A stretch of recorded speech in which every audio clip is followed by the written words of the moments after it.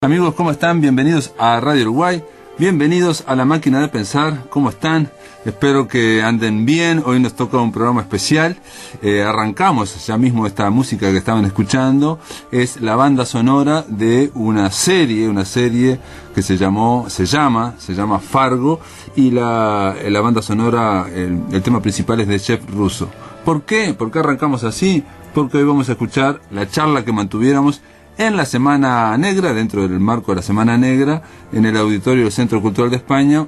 Hicimos una charla con Roberto Prato y con Francisco Alves Francese sobre precisamente la serie Fargo, que ustedes no sé si saben o no, que esta serie con 3 temporadas estuvo originada en la película de los hermanos Coen, que es de 1996 y que le valió el Oscar a Frances McDormand, ¿no? Le pusimos un título ahí, pero bueno, los invito a oír esta charla que mantuvimos sobre la serie Fargo, insisto, con Roberto Prato y Francisco Alves Francese. Muy bien, bienvenidos a la Semana Negra, aunque ya sé que muchos están aquí.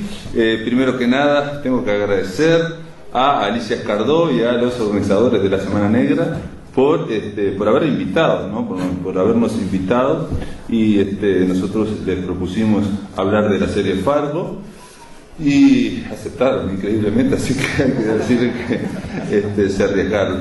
Y también me parece muy bueno incluir no solamente en ese universo policial y negro, de literatura negra y el noir famoso, a los libros y a las películas, sino también en este caso a este fenómeno que se dio en la última década, que son las series de televisión, que de alguna forma representan otra instancia de narrativa, otras posibilidades, ¿no? Como dijo Alex de la Iglesia una vez, hablando, y esto lo escribió a fines de los 90, lo que permite la serie, a diferencia de una película de 90 minutos, es que en la serie hay varios personajes y cualquiera puede morir, cualquiera, digamos. En cambio, en una película de 90 minutos ya sabemos que el personaje, bueno, los personajes principales, uno de ellos tiene que vivir por lo menos para llegar hasta el final.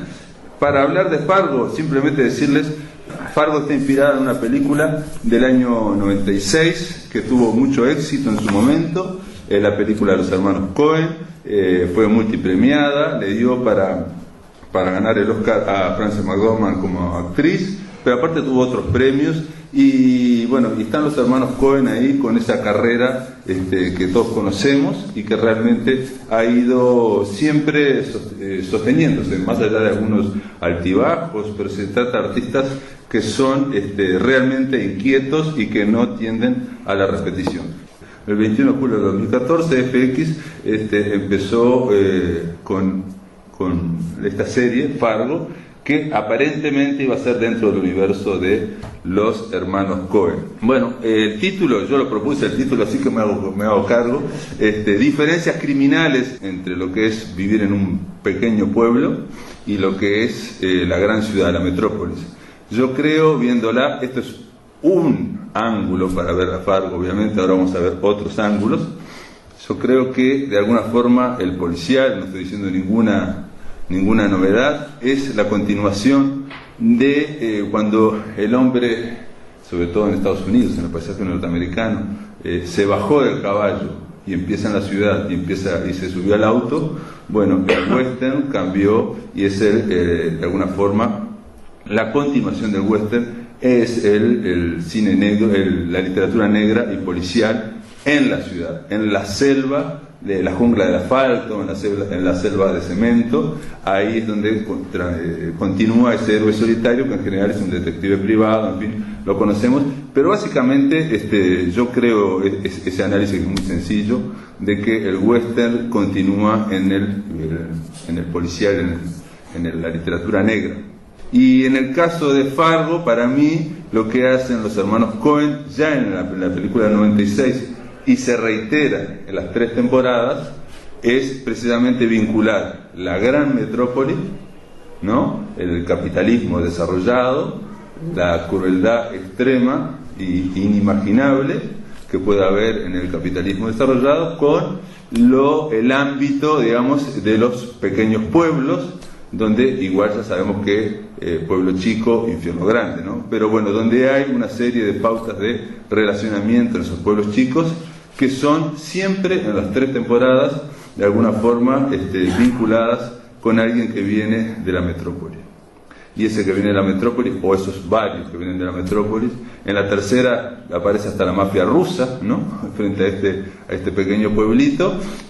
Bueno, ahí se convierte en el gran choque, que también es del western para mí, que es del héroe solitario, sin muchas armas, frente a las hordas bárbaras. Se dice, incluso en la tercera temporada claramente, se habla de que los rusos, por lo menos los asesinos que están ahí, se consideran a sí mismos descendientes de aquellos tártaros y de aquellos no sé qué que asesinaban, no sé cuánto, ¿no? Se consideran descendientes de esa tradición de crueldad y de frente a la sensibilidad o la mojigatería de la gente de los yanquis en este caso, y de los yanquis de pueblo.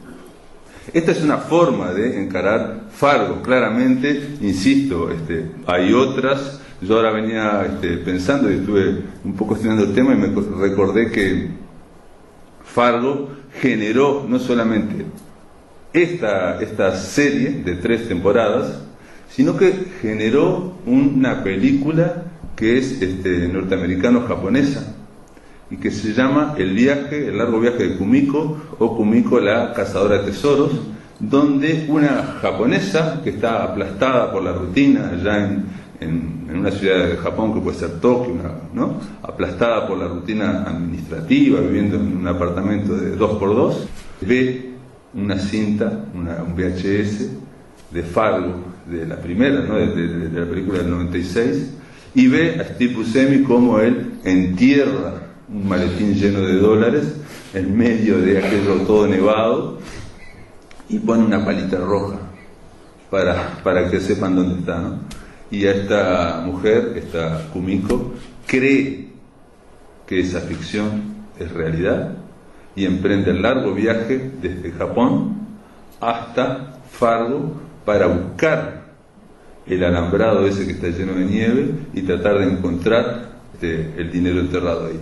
Esa película es una película extraída del universo de Fargo, no tiene que ver exactamente con la serie, pero quiero decir que generó, y aparte para mí tiene un gran paralelismo con el Quijote, ¿no? Con un paralelismo quijotesco. Pero bueno, con el tema de los sueños y la realidad. Pero básicamente yo quería, para abrir el tema, 2 puntos.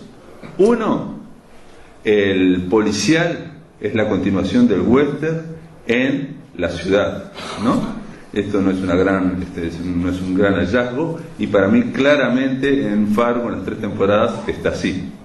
Y la otra, que me parece más brillante, que tiene que ver con los hermanos Coen, es el factor que ocurre en nuestras vidas, y en la vida de Fargo, en la vida de ficción de Fargo, que es el factor del absurdo.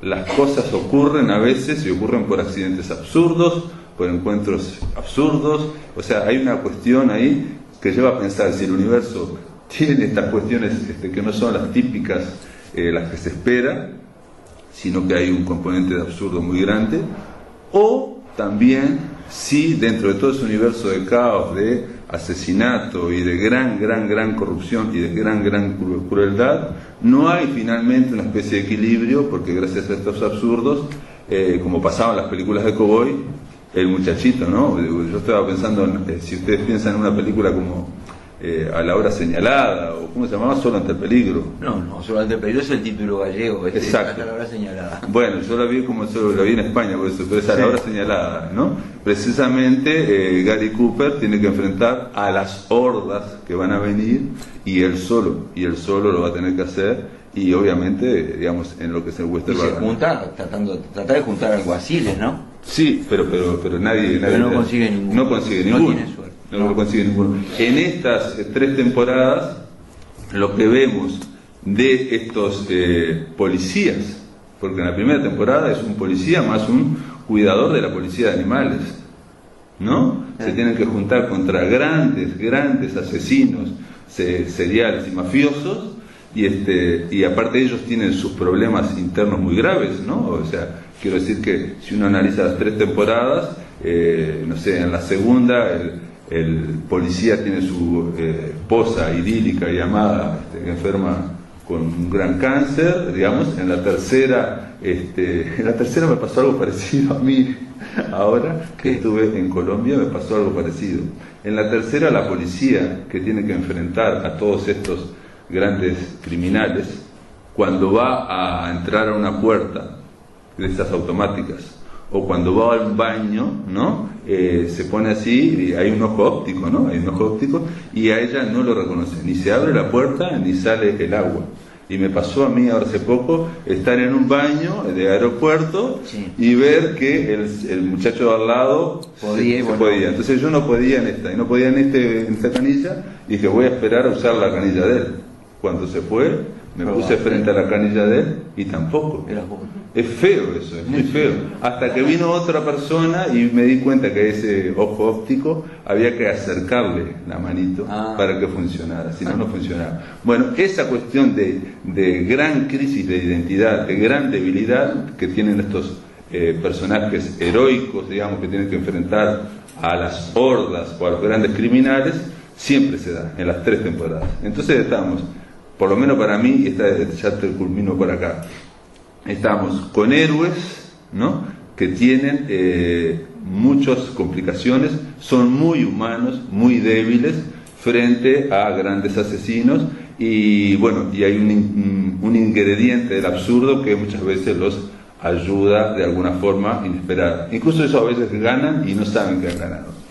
Pero bueno, no sé, Roberto Prato, te lo tiro por aquí. Bueno, tratemos de ordenar, porque digo, son muchas cosas que tienen que ver con Fargo y con, uno, la relación que tiene la serie Fargo con la película Fargo, y otra con una de las razones, si no la principal razón que me hizo aceptar el ofrecimiento de venir acá por parte tuyo y de Alicia, es que viene bien hablar de qué pasa con las series, por más que ya el fenómeno de la serie sea ya tiene mucho tiempo, pero no hay una reflexión teórica sobre qué pasa con las series y qué diferencia puede haber, aparte del gusto personal de cada uno, entre lo que pasa ahora con las películas y con las series.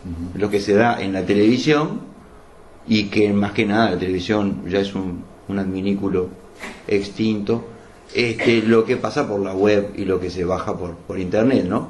Entonces yo no estoy de acuerdo con eso que dice Alex de la Iglesia acerca de que se muere el héroe o que no se puede morir el héroe o que no sé cuánto, me parece un chiste.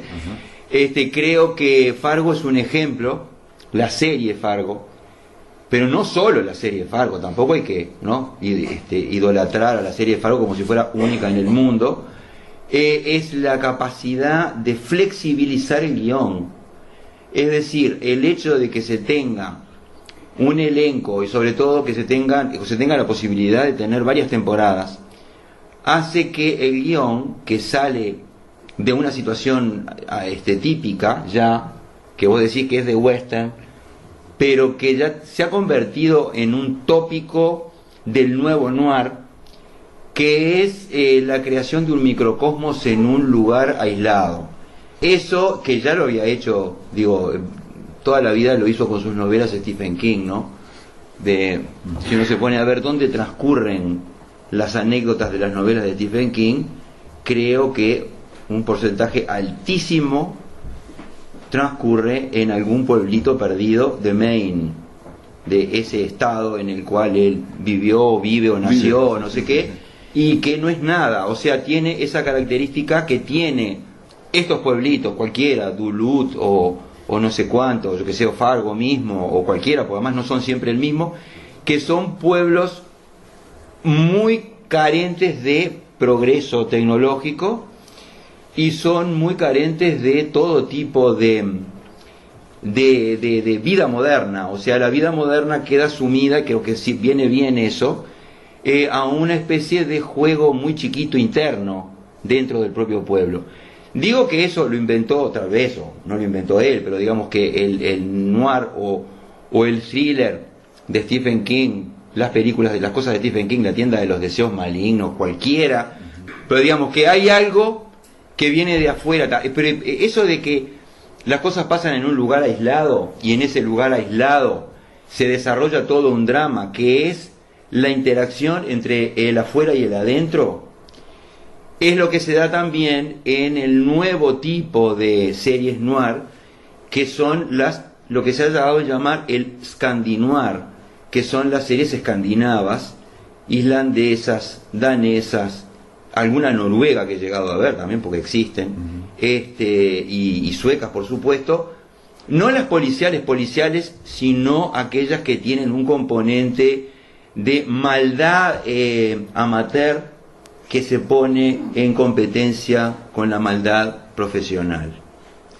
Esa es la fórmula que aparece y que ha hecho pensar que digamos que también en Escandinavia existen, y también en Francia por supuesto ha habido películas que tienen que ver con eso, y seguramente series, solo que series francesas no circulan, por lo menos que yo me entere, no hay demasiadas, más que Revenant o alguna de esas, no conozco ninguna, pero no tiene por qué no haber, porque pueblitos chicos en Francia también hay, y maldad en esos pueblitos chicos también hay.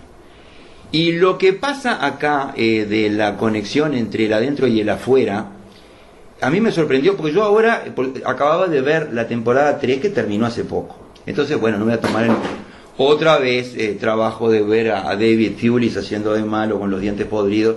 Ya lo vi, ya vi que es bulímico, ya vi una cantidad de cosas de él, ya vi una cantidad de detalles que tienen que ver con una manera narrativa, que es lo que hace la fortuna de las seriales también, o la capacidad de chivear con factores narrativos básicos del cine, es decir, utilizarlos en la televisión como elementos de flexibilización del libreto. Pero tuve que ver otra vez porque me había olvidado casi completamente de la 1 y la 2. Entonces volví a eso que decís vos, de la primera con Martin Freeman y la segunda con Kirsten Dunst y el otro gordito, que son los héroes anónimos y malvados, y que además entran en una espiral de violencia que no termina nunca, ¿no? Dentro de la propia serie. Y eso es lo que permite que haya cambios y que haya un montón de otras cosas dentro de la serie que tienen que ver estrictamente con el fenómeno narrativo, con el modo de narrar en términos audiovisuales. En el aire de Radio Uruguay, La Máquina de Pensar.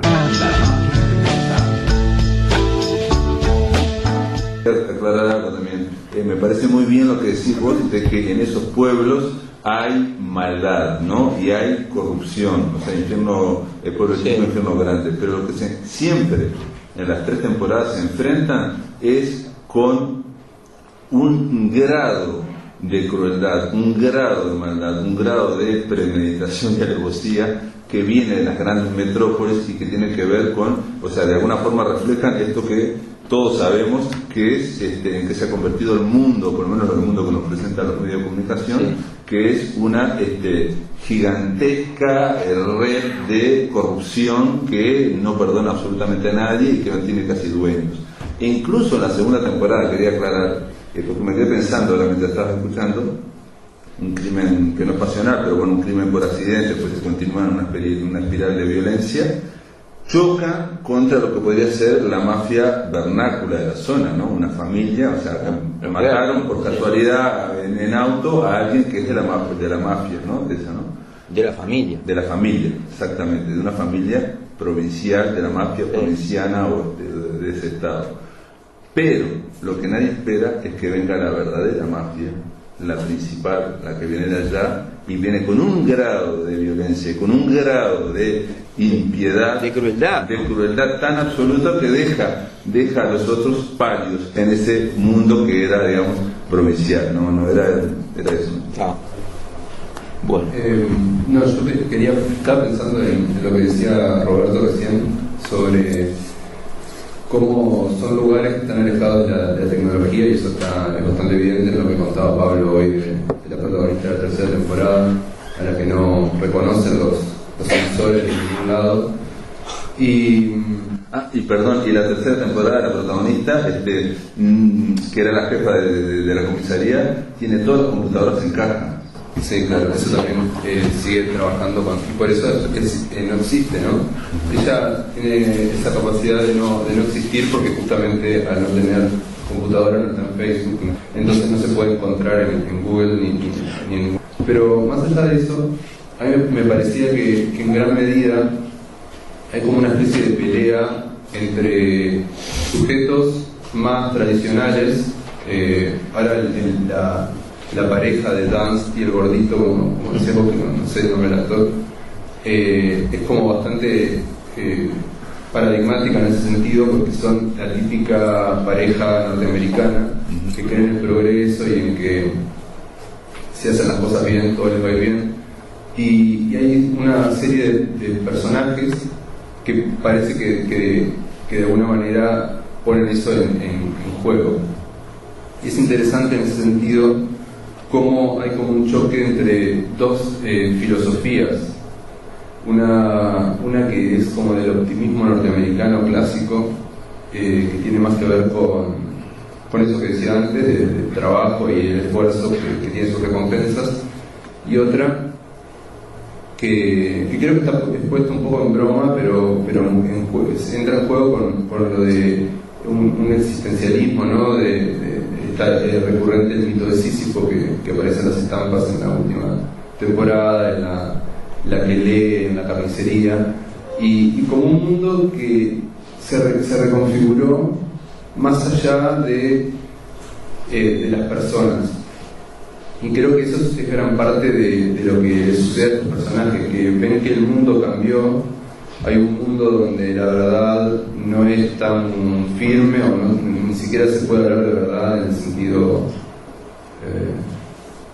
clásico de la palabra, y en el mundo de los medios, en el mundo de los negocios, y ellos no se dan cuenta, pero sin embargo no pueden escapar de ese mundo, o sea, son presas de ese mundo y son las verdaderas víctimas en realidad, las víctimas que ven sus personalidades desgarrarse, digamos, porque no han perdido su identidad en el mundo postmoderno, podemos decir, algo así, que es la narrativa de los hermanos Cohen casi digo los hermanos Marx. Los hermanos Cohen como que ha puesto en juego de siempre, ¿no? Y en ese sentido, también siguiendo con la línea de Roberto de la legislación, me parece que el uso en eso de las imágenes en Minnesota, de los grandes planos, y bueno, en Fargo, que queda en Dakota del Norte, ¿no? Que es la película original, esos planos de un blanco casi total, con un pequeño hombrecito o mujer caminando como un poco perdido en un lugar sin sentido, o sea, como una hoja en blanco que se va rellenando. Me parece que es importante que el lugar es ese, ¿no? Por eso la serie se llama Fargo, más allá de que sean tres historias distintas, a pesar de que estén interconectadas de alguna manera. Creo que Fargo es más un espacio de experimentación o una página en blanco, justamente, donde surgen ciertos tipos de historias. Me suena que por eso es importante también esa relación de la que hablamos. ¿Y no te parece que Fargo de alguna forma representa, con esto que estás hablando de estos pueblitos, y sobre todo ese blanco y sobre todo ese frío, ¿no? Adversidad, ¿no? En la película que yo les comentaba, que es japonesa estadounidense, El viaje de Kumiko, cuando va la japonesa y solamente sabe decir una palabra en inglés, Fargo, yo voy Fargo, lo que le dicen en Minnesota y todo esto, no vaya porque es un frío bárbaro, no vaya, le tratan de que no vaya porque nadie quiere ir a Fargo en invierno. Bueno, de alguna forma Fargo es la periferia frente a una metrópolis que aparece como, insisto con lo de un capitalismo absolutamente ya sin rostro, ¿no? O sea, cuando uno veía El Padrino, bueno, ahí era una gran empresa, la mafia era una gran empresa con sus ejecutivos, bueno, había que hacer algunas cosas, había que hacerlas, en fin. Ahora no se sabe quién está atrás. En la tercera temporada, incluso cuando viene este hombre de la mafia rusa, ni siquiera, yo digo de la mafia rusa porque es ruso, pero en realidad él representa a otros intereses, de otros intereses, que son empresas que al día siguiente desaparecen absolutamente. Sí, me parece que también ahí hay un pasaje, un juego con los géneros, del noir al neo-noir. El noir clásico en general es más definido, ¿no? O sea, tenemos un villano definido, un asesino que, bueno, lo mueven ciertos motivos, pero no más allá de eso. El cine que se califica como neo-noir, que puede ser, no sé, Blade Runner, estoy pensando, no sé, sí, Blade Runner, por ejemplo, es un buen caso. El mal es más bien una corporación que en eso sí tiene lo de anónimo y lo de despiadado.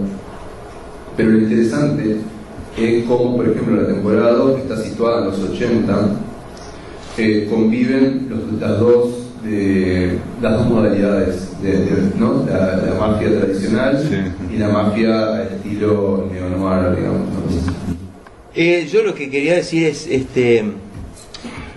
que hay toda una zona que uno, bueno, no puede evitar decirlo, pero además está en todos lados. Está en Fargo la película y está en las series, que son todos los relatos dentro del relato, ¿no? Que eso es increíble, y eso es un ejemplo de esa flexibilidad de la narración televisiva de las series, ¿no? Y cosas que se repiten, además hay frases que se repiten. Yo puedo ayudar que dice un macaco de uno de los dibujitos que crea un tipo que muerto en la tercera temporada, el primer Stussy, que en su juventud había creado un personaje que decía I can help, es decir, que puedo ayudar. El puedo ayudar está en otras temporadas, y siempre como absurdo. Entonces, digamos, hay recurso al cómic que está metido adentro de la película, recurso a lo literario que decía Francisco, por ejemplo Camus, que aparece mucho en la segunda, pero después aparecen otros autores, aparecen otros filósofos, y aparecen pseudocitas cultas. Pseudocitas cultas quiero decir que siempre algún villano tiene una cultura o una apariencia de cultura muy elevada que utiliza a la manera de Tarantino, a la manera de Jackson en Pulp Fiction, como una especie de correlato de su violencia. Es decir, utiliza frases de una cierta sabiduría, y por ejemplo el negro de la segunda temporada, que siempre está diciendo una vez dijo no sé quién, inventa una frase que corresponde a una cierta sabiduría y que además aplasta el tiempo, ¿no? Porque hay varias cosas que tienen que ver con el tiempo narrativo. Una son las citas fuera de contexto, porque uno está esperando que diga algo que tenga que ver con lo que va a hacer, o con lo que hizo, o con quién es, o de dónde sale, y viene con un enunciado totalmente abstracto que tampoco se junta con lo que va a hacer. O sea, no es que haya que esperar a que termine, porque no tiene nada que ver. Es otra cosa, es como un juego con el tiempo narrativo, con la expectativa del espectador. ¿Cuánto hace que no se hace eso en el cine?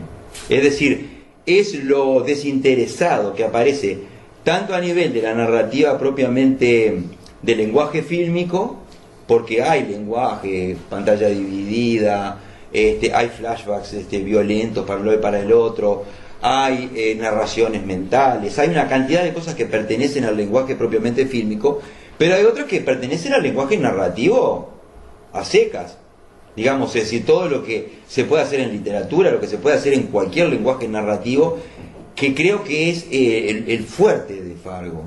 El fuerte de Fargo es la interpolación de capas narrativas que pertenecen al mundo de los distintos personajes y que van acumulándose y superponiéndose también de manera de trabajar junto con la tensión, ¿no? Porque la tensión narrativa existe, pero hay una tensión narrativa que va yendo y viniendo en ocasión de cosas, de pequeños estímulos, accidentes, casualidades, cosas que de repente pasan. De repente el tipo tiene un martillo en la mano y va y mata a la mujer. De repente se encuentra con no sé qué, encuentra una valija con plata, y la valija con plata le cambia la vida, y hace una cantidad de cosas que no se justificarían desde el punto de vista de la economía narrativa clásica del cine, pero que sí se justifican en economía de pantalla, digamos. La pantalla las agradece, porque son momentos mágicos, ¿no? No, yo quería agregar en este sentido un ejemplo que es que eso es llevado como casi al límite del absurdo, que es cuando aparece el ovni, ¿no? En la temporada 2, que es como una especie de recurso de un ex machina que no se explica de ninguna manera y nunca se explica. Y eso es lo interesante también. Había aparecido como prefiguración a lo largo de todo el capítulo, que se dibujan ovnis, que se habla de que hay ovnis, la nena pregunta si hay ovnis o no hay ovnis, y de repente, y además se ve ovnis. El muchacho asesinado, Gerhardt, ve una luz. Ray Gerhardt ve unas luces. Y después se pone, sigue haciendo lo que estaba haciendo, pero primero queda un rato detenido mirando que hay unos platos voladores. Ni nada de pelota le da, pero digo, están los platos voladores, están diseminados a lo largo de capítulos. Pero es interesante como en ese caso que es una temporada, como decía antes, sucede durante los 80. Es como que en los 80 con Reagan había una cierta retórica de la invasión alienígena, etcétera, y de la Star Wars y todo eso. Y es como que el discurso sobre los aliens, o el discurso sobre la supuesta invasión de unos alienígenas, que era el mayor terror según Reagan en algunos discursos, ese discurso se materializa en la realidad, ¿no? Como que se corporaliza, se habla tanto de algo que ese algo termina existiendo. En el aire de Radio Uruguay, La Máquina de Pensar. Último bloque de La Máquina de Pensar. Seguimos escuchando la charla sobre esta serie. Yo creo que también, este es otro matiz. Vuelvo a lo que dije al principio, lo del absurdo. Cuando uno veía El Padrino, bueno, la mafia era una gran empresa, y bueno, había que hacer lo que había que hacer, pero bueno, era una empresa que trataba de ser seria y pensar. En Tarantino uno ve que los delincuentes son básicamente unos lumpen y que hablan 25 minutos de cualquier cosa, pero interesante, pero después se matan entre ellos. Con Los Sopranos uno ve, por ejemplo, que ese nivel, digamos, de corrupción o de mafia tropieza con algo que es el inconsciente, los traumas y que hay internos de cada uno y que pueden ser terribles. En el caso de Fargo, yo creo que en esta periferia donde ellos están viviendo, de última, cuando digo periferia versus centro, aclaremos. Yo creo que todos nos sentimos en la periferia, ¿no? ¿Quién se siente en el centro, no? Nadie se siente en el centro, ¿no? Siempre, más acá en Uruguay, pero yo creo que viviendo en Nueva York, todo, en el centro hay algo que es lo que manda, o hay grandes poderes, pero en realidad uno está siempre en la periferia. Y en el caso de Fargo está en la extrema periferia, porque es todo blanco, ¿no? Donde hay y por eso también aparece lo de Camus, aparece también esa especie de existencialismo. Dentro del existencialismo fundamental es el absurdo también, el absurdo de la existencia y las casualidades que ocurren y las cosas que pasan. Entonces Los Sopranos, al estar el tema del inconsciente que nos podía complicar, y aquí en Fargo lo que hay básicamente es, insisto, gente que viene de la metrópoli, que viene con un nivel de desarrollo criminal muy superior al desarrollo criminal que hay en el pueblito, ¿no? Que tiene Fargo, y muy importante, muy desnivelado con respecto a las posibilidades que tiene la policía, una policía veterinaria, digamos, por lo que tiene que luchar, ¿no? Y sin embargo, es la famosa lucha entre el bien y el mal, y al final, por una serie de generalmente coincidencias abstrusas, ¿no? Absurdas, alguien de repente sale del ascensor cuando no tiene que salir y se encuentra con otro y se matan entre ellos, en fin, cosas así ocurren constantemente, y de alguna forma ponen en el fondo lo mismo que con los extraterrestres, de si estamos solos o no estamos solos, si puede venir alguien de afuera, en fin, lo que fuere, ese grado, digamos, de absurdo que puede haber en nuestras vidas, o por verse en el mundo de la ficción noir de Fargo. Un detalle que no dijimos, y es muy importante, es que Fargo también puede ser visto como una comedia negra, y es lo que posibilita que haga todos estos juegos también metafísicos, absurdos, existenciales, que por ejemplo una serie como Soprano, que no se planteaba una comedia negra, o otras series que van más en serio, digamos, ¿no? Pensando en Wallander, por ejemplo, en lo que fuere, digamos, ¿no? En Fargo hay siempre un pretil entre comedia negra y policial, y bueno, sabemos que la vida puede ser una farsa, puede ser una comedia, puede ser una tragedia, ¿no? Sí, hay una parte, yo estaba comparando, el otro día estaba viendo estas dos temporadas de Fargo y al mismo tiempo otra serie en la cual hay la misma exposición de la mediocridad norteamericana, que es Twin Peaks. Es decir, en Twin Peaks, nueva temporada, ¿no? La que apareció este año, que es muy recomendable por lo menos para los fanáticos de las primeras dos temporadas de hace 25 años, hay la misma exposición o el mismo escrache, digamos, de funcionarios mediocres, tarados, totalmente fuera de andarivel, que salen con cualquier tema, que contestan preguntas con cualquier cosa, que no saben de qué les están hablando, etcétera, etcétera. La telefonista de Fargo, pero hay otros equivalentes en Twin Peaks. Pero en Twin Peaks, esas figuras se prolongan, o sea, no son sketches, son cosas en sí mismas. Es decir, en Twin Peaks se convierten en un absurdo potenciado como para lograr una estética propia, un riesgo mayor del relato. Es decir, lo mismo pero distinto. En Fargo, esos momentos de comedia que son elementales, son muy fáciles de ver, tienen que ver con la tontería básica, la estupidez básica de muchos de los personajes, que además es una cosa tradicionalmente atribuida a Minnesota, ¿no? Es decir, Minnesota tiene un oscuro prestigio de albergar una serie de inmigrantes suecos y daneses y noruegos que aparecían burlados en varias series. Si hay un bobo es de Minnesota, es decir, si hay una vieja boba es de Minnesota, si hay en los años dorados, aquellas viejas que estaban viviendo juntas, la que era boba era de Minnesota. La cuestión es que esa exposición tiene un efecto de sorpresa en Fargo, porque uno no se espera que sean así, y sin embargo son así porque siempre fueron así. Y es una ciudad en la que, bueno, es decir, no pasa nada hasta que vienen los malos, que voy a decir, los malos sin rostro, los malos de la metrópoli o de la otra ciudad, porque a veces ni siquiera son de otro lado, son de Kansas. ¿Qué tanto hay en Kansas? Bueno, pero hay una mafia, y viene la mafia de Kansas, que representa a otra también. Que representa a otra, y que bueno, que tiene otros conexiones con otro mundo, pero ahí parece que nunca hubiera habido un crimen hasta que llegaron los malos en estos pueblitos, es decir, en Duluth y en Bemidji y en todos esos.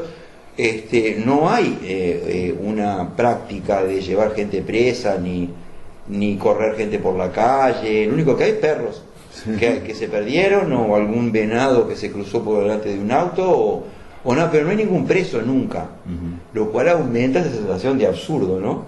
Es decir, no, y también, y de pueblo idílico, digamos, de determinado pueblo campesino o rural, de cierto equilibrio en un mundo eminentemente desequilibrado por fuerzas gigantescas, megalómanas, que no sabemos ni de dónde vienen ni de dónde van.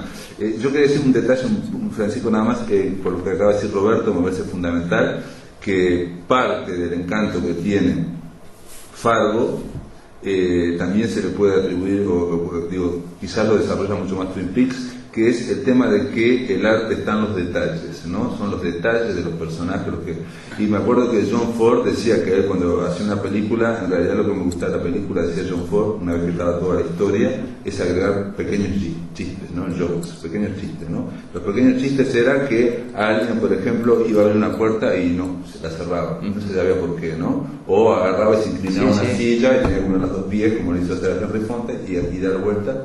Y nada, simplemente son pequeños chistes que hacen cosas a lo que hacemos nosotros en la vida real, que no tenemos tampoco por qué tener una consecuencia, sumar una narrativa. No, estaba pensando siguiendo un poco lo que decían los dos y lo que planteaba Roberto de la llegada de los personajes tarados.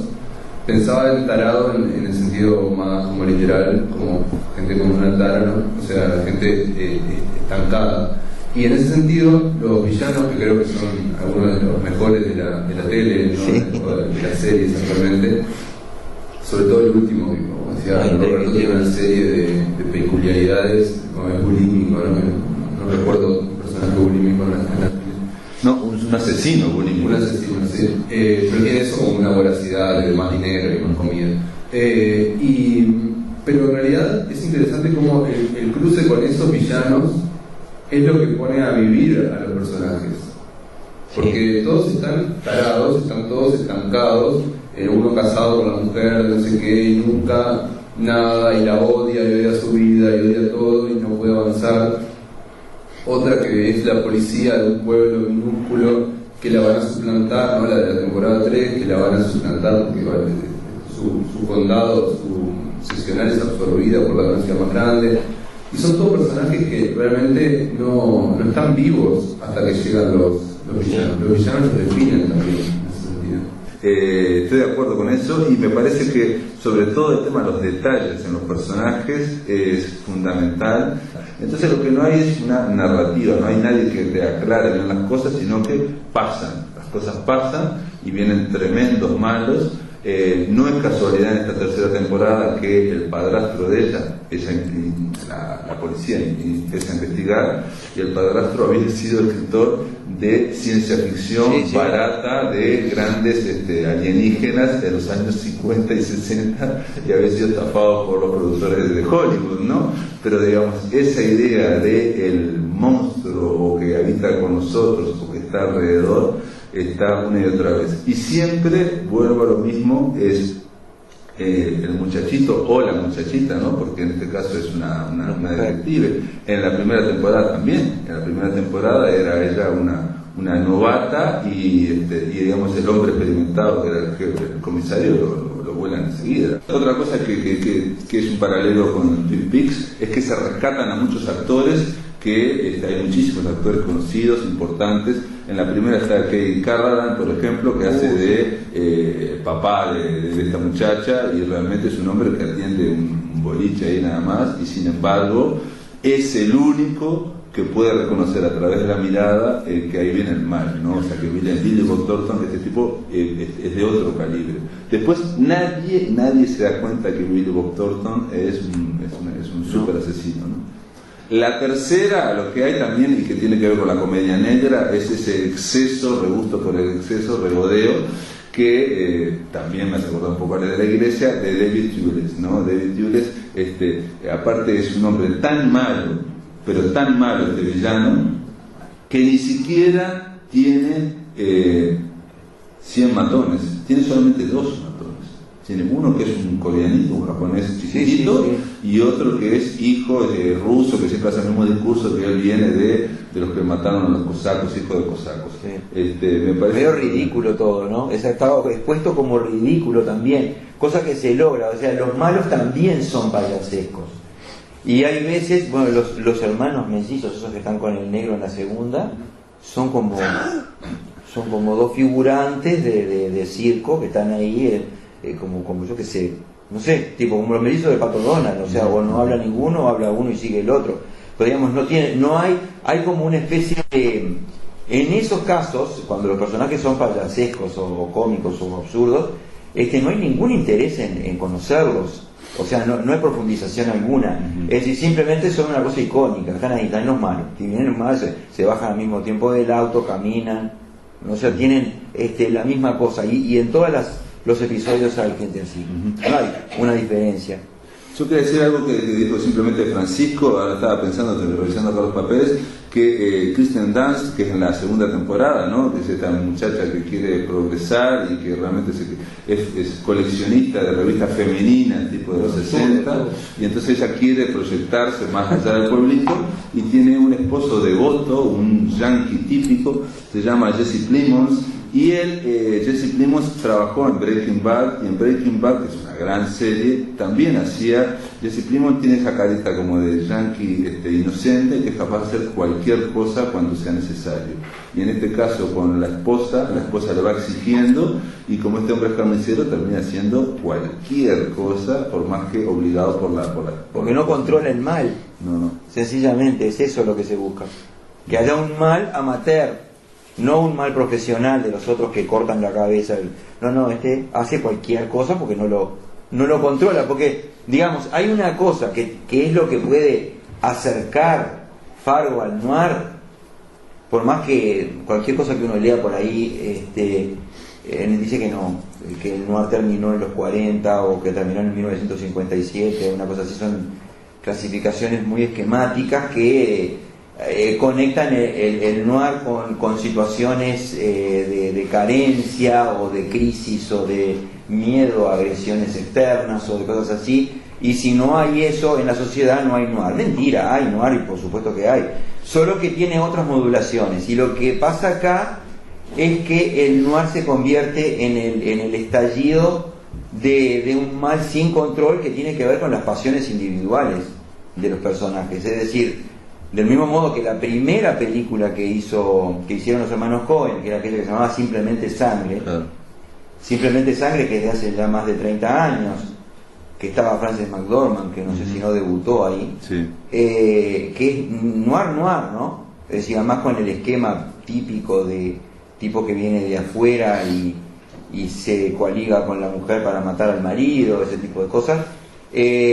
Ahí hay una pasión, como en las viejas películas de los años 40, como en El cartero llama dos veces, Claro. o Pacto de Sí, Sangre, Pacto de Sangre. o Kiss Me Deadly, aquella de Aldrich, yo qué sé. Todas esas películas tienen algo que ataca al tipo común y corriente, no al asesino. O sea, ninguno de los asesinos de Fargo que viene ahí tiene ninguna pasión de nada, no tienen ninguna necesidad de tener pasiones. Los que tienen pasiones y cosas que los descontrolan son los ciudadanos de a pie, los que están ahí que quieren comprar la carnicería, o que quieren trabajar bien como vendedores de bienes raíces, o que quieren hacer una excursión a no sé dónde. Es decir, son tipos completamente mediocres, Sí. pero que les viene una especie de bichito Claro. pasional que los hace hacer cosas. Y solamente para terminar, en la película Fargo de 1996, a mí me llamó la atención cómo se empieza, porque es un gran plano, todo blanco, todo lleno de nieve, y allá viene pero muy lejos viene un camión con un auto que es 0 kilómetros, que es el que quiere comprarse, ¿no? Y que no se lo dejan comprar, digamos. Entonces Sí. piensa en secuestrar a su esposa para pedir plata, Sí. y ahí se mete con las fuerzas de la mafia. En la primera temporada, que quizás la más fiel, también Martin Friedman le pide a Billy Es muy Bob, parecido al personaje muy parecido, ese, por muy hacer parecido a algo. ese personaje. Claro, A William Macy. Sí, parecido. Sí. Bueno, nos vamos por acá. Muchas gracias por todo. Gracias por el aguante. Gracias por todo.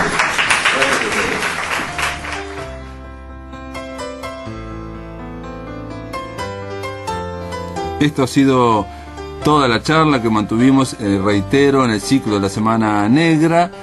Obviamente desde aquí de la Máquina de Pensar le damos muchas gracias a las coordinadoras de la Semana Negra por habernos invitado y de alguna forma ofrecido, ¿no? que propusiéramos un tema para la Semana Negra. Y bueno, espero que les haya gustado esta charla sobre Fargo, y sobre todo espero que la vean porque no tiene desperdicio.